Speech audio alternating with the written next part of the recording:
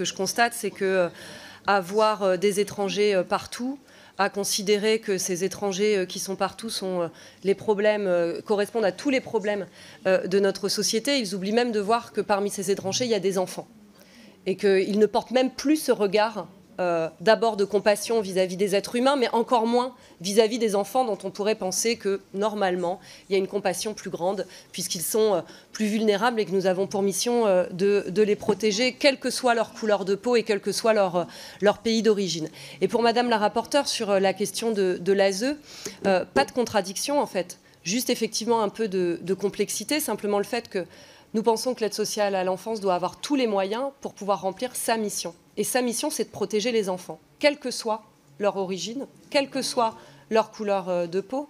Et donc, elle doit avoir tous les moyens pour pouvoir le faire. Et donc, ce que vous proposez, quelque part, c'est de limiter en fait l'accès à l'aide sociale à l'enfance. Imaginez-vous que nous limitions l'accès à l'aide sociale à l'enfance pour des enfants nés en France et blancs. On dirait, toi, tu n'es pas assez en danger, on pense que tu n'es pas assez en danger, et comme l'ASE n'a pas les moyens, eh bien, limitons l'accès pour permettre que les départements ne soient pas en galère. Mais dans quel monde serions-nous si nous faisions ça? Vous savez qu'aujourd'hui, le problème de l'aide sociale à l'enfance, c'est qu'il n'y a tellement pas de moyens dans la justice pour enfants, qu'il y a des ordonnances de mise en danger pour permettre que des enfants sortent de leur foyer et qu'ils arrivent à l'aide sociale à l'enfance, qui restent sur des tables pendant un mois et demi, et que des enfants sont en danger. Voilà pourquoi on se bat, nous, pour que tous les enfants soient protégés.